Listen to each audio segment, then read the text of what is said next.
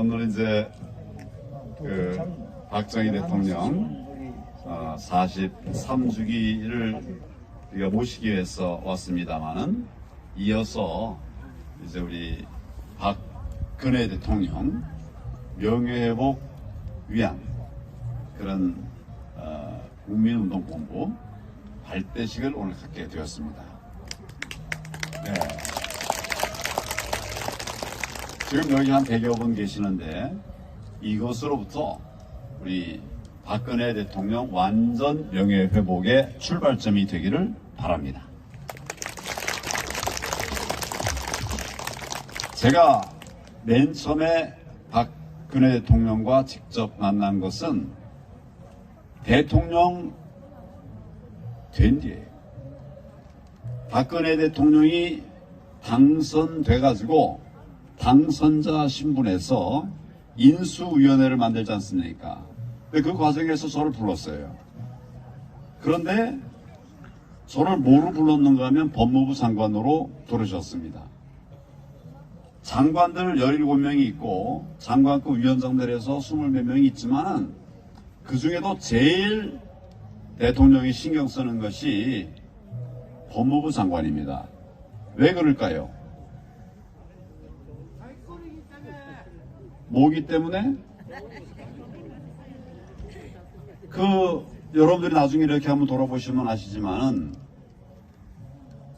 역대 거의 대부분의 대통령은 본인의 측근을 법무부 장관으로 세웠어요. 학교 후배거나 잘 아는 후배거나 고향 후배거나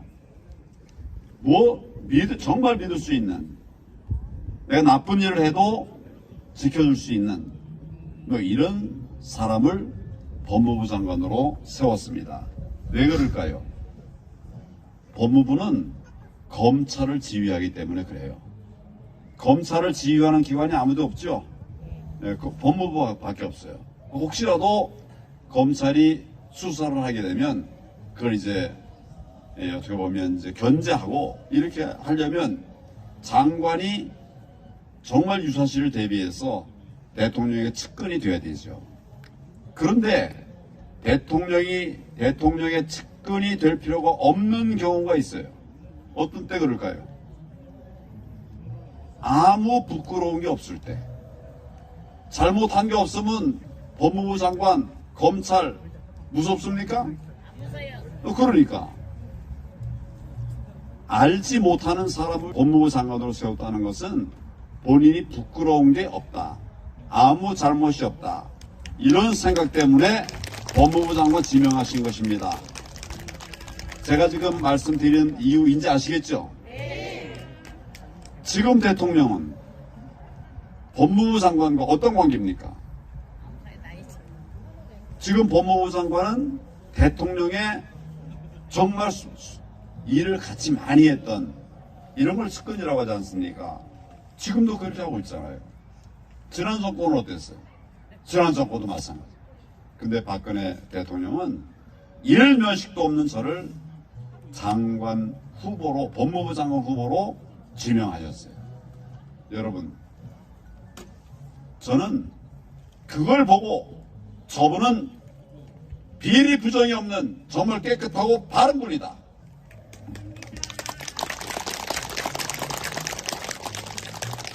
그런 생각을 했습니다. 얼마 전에 이제 어느 기자가 저한테 물어요. 박근혜 대통령 정부, 박근혜 정부를 평가해달라. 제가 한마디로 이렇게 얘기했습니다. 박근혜 정부는 개혁 정부다. 그게 아마 주진우 아닌가 싶은데, 내 기억이 인터뷰를 많이 해가지고 주진우 같은데 저한테 그렇게 평가를 하라고 물어봐서 내가 박근혜 정부는 개혁 정부다. 이러니까 탄핵 되오려는데 이게 개혁 정부냐고. 좀 내용을 보세요. 박근혜 정부는 99%를 개혁으로 일관했습니다. 4대 구조개혁, 노동개혁, 공공개혁, 교육개혁, 또 금융개혁, 각각의 개혁 아젠다마다 40개, 50개, 70개, 80개의 아젠다도 우리나라에 잘못된 것들을 다 훑어가는 그런 것이 4대 구조개혁입니다.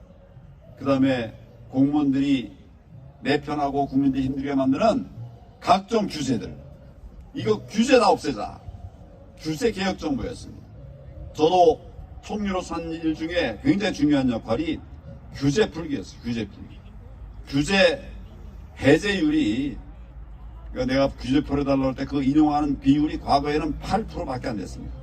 그러니까 100건 건의가 있으면 8건밖에 받아들여지지 않는다는 거예요. 그런데 박근혜 정부에서는 수용률이 40%가 됐습니다. 안전 규제 빼고 이 나머지 규제들은 다 거의 다 푼 거예요. 그래서 8%가 몇 프로가 됐다고요? 40%예요. 다 풀었어요. 왜냐하면 이게 자유민주주의입니다. 이게 시장 경제예요. 경제를 시장에게 맡기는, 국민에게 맡기는 이런 정책을 했습니다. 또 중요한 또 한 가지 덩어리는 뭐냐면 손톱 및 가시 뽑기, 이런 말 들어보셨죠? 이게 뭐냐면 규제를 다 풀자는 거예요. 규제. 아까 내가 규제 얘기했고, 또 한 가지가 뭐냐면 비정상의 정상화. 지금 그 이전 정권에 누적되어 있는 이런 비정상 상황들이 우리가 분류하니까 100가지가 되더라고요. 그래서 비정상의 정상화 100대 과제를 기획해 나갔습니다. 다른 정권에서는 시도도 못한 것들을 수백 가지의 개혁 과제들을 털어놓고 풀어간 거예요. 뭐 예를 들면 공무원 연금 개혁 이렇습니다. 역대 정부가 하려고 했지만 공무원들의 반대에 반발에 붙여가지고 못했던 그걸 했어요. 그래서 결국 공무원들이 또 우리 박근혜 대통령에 대해서 나쁜 감정을 갖기도 했고 표 안 찍기도 하고 이런 참 어려움들이 있었지만 그럼에도 불구하고 박근혜 정부는 개혁 정부였었습니다. 그런데 이제 탄핵이 되셨어요. 제가 좀 쭉 말씀드렸는데 이런 분이 탄핵 대상이 될까요, 여러분?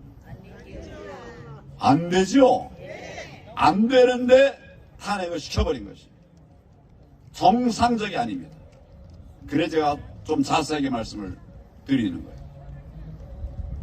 물론 헌법재판소는 법률 재판을 하는 곳이 아닙니다. 정치적 재판하는 곳이에요. 법률 따지지 않고 정치적 판단에 의해서 결정을 내릴 수 있어요. 그게 헌법재판소입니다. 그러나 그래도 정도가 있죠. 그러지 않습니까? 아무거나 막 할 수는 없잖아요. 제가 이 탄핵의 문제점을 지적하는 이유는 뭐냐면, 이유 중에 하나는 뭐냐면 우선 첫째로 절차가 틀렸습니다. 절차. 지금 탄핵 결정 날 때 법원에서 박근혜 대통령에 대해서 형사사건 재판을 하고 있었어요. 재판이 끝나지 않았습니다. 그런 중에 그냥 바로 탄핵 결정을 해버렸어요. 그건 법원이 한 일이다. 대법관들은 눈도 없고 귀도 없습니까? 지금 재판 중에 있는데 탄핵을 해버려요. 그럼 만약에 법원에서 판결한 판결이 무죄가 됐으면 그래도 이 탄핵이 정당합니까? 무죄가 난 걸 토대로 해서 탄핵을 했단 말이에요. 그럼 안 되는 거 아니에요? 그러니까 제정신이면 다른 사람도 아니고 대통령에 대해서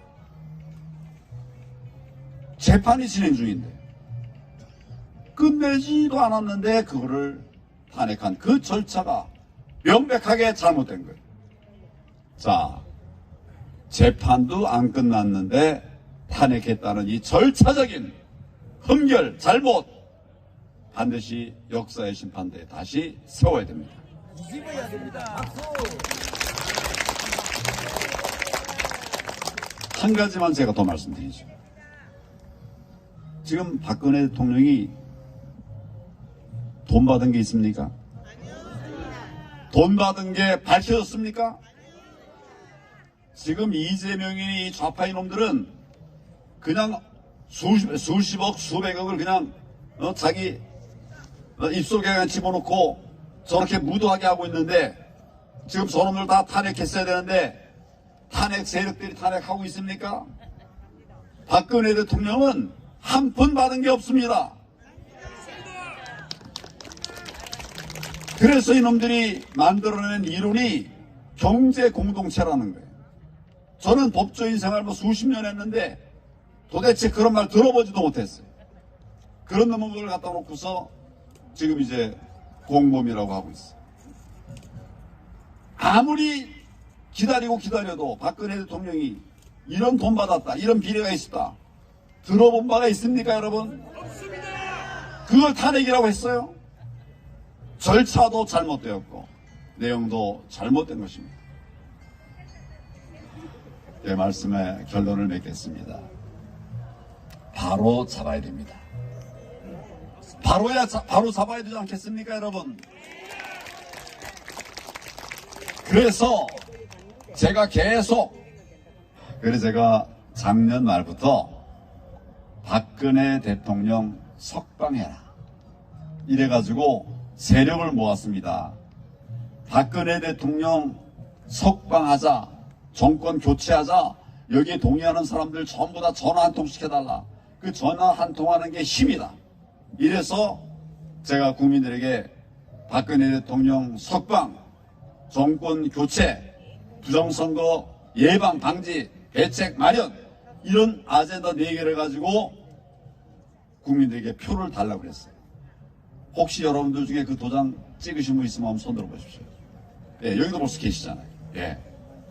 전부 저 뒤에도 계시고 50만 명이 뜻을 같이 해주셨어요.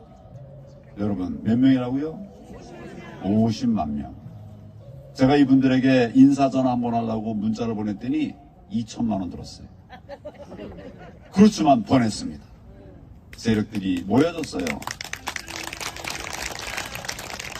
결국 박근혜 대통령은 석방됐지요. 석방 더 나아가서 사면이 됐지요. 석방과 사면은 큰 차이가 있는 거 아시죠? 우리가 모여가지고 뭉쳐서 박근혜 대통령을 석방해라. 그 당시에는 되리라는 생각한 사람 사실은 없어요. 정권 교체나 돼야 되나 보다 이랬는데 국민들이 외치고 아우성하니까 국민을 이길 정치는 없습니다. 결국 석방을 했는데 그냥 석방이 아니라 사면으로 석방을 했어요. 여러분, 그러면 이제 우리의 모든 과제는 끝났습니까? 아직 남아있죠. 그래서 우리가 여기 모였습니다. 정말 억울한 이런 옥살이를 하셨는데 석방이 급하니까 제가 계속 석방하라, 사면도 얘기 안 하고 석방하라, 석방부터 하고 그 다음 얘기를 하자 이렇게 했어요. 석방과 사면이 이루어졌는데 아직도 대통령 제대로 된 댁에 살고 계십니까? 경호를 제대로 받고 있습니까? 지금 대통령이 누려야 할 그런 노고에 대한 보답이 되고 있습니까? 그래서 박근혜 대통령 완전 명예회복이 돼야 된다는 것입니다. 지금 우리가 그것을 위해서 여기 모였습니다. 이제 우리가 다 됐다 안이하게 생각하지 말고 우리 박근혜 대통령 지금도 고통 속에 지내고 계셔요. 몸은 자유의 몸이 됐지만 지금 제대로 지켜지지도 못하고 늘 불안하고 언제 어떤 녀석들이 그 담 넘어 들어가서 또 딴짓 할까 그런 걱정을 하면서 이제 많은 분들이 꼭 박근혜 대통령의 완전 명예회복 그것을 이제 갈망하고 있는데 이게 몇 사람이 해소될 일은 아니에요. 아마 우리 국민의힘이 다 그렇게 하려고 해도 민주당이 막아낼 겁니다. 뻔히 보이죠? 그러니까 결국은 이걸 힘으로 할 수밖에 없어요. 힘으로 할 수밖에 없어요. 지금 우리가 뭉쳐서 그 길을 가야 됩니다. 제가 지금 자세하게 말씀드렸는데 오늘 발대식이기 때문에 우리가 정말 사명감을 갖고 이건 그냥 뭐 박근혜 대통령이 이뻐서가 아니라 자유민주주의 기본 틀을 지키기 위한 거예요. 가짜를 이기기 위한 것입니다. 그래서 우리 용기를 가지고 그런데 우리가 지키려고 하는 그분이 제가 말씀드린 것처럼 깨끗한 분이에요. 저렇게 단아한 분이 어디 있어요? 사심 없는 분 어디 있어요? 이런 분 명예 회복을 시켜드려서 정말 대한민국이 정상으로 가도록 그렇게 만들어야 됩니다. 여러분 뜻 함께 해주십시오. 감사합니다.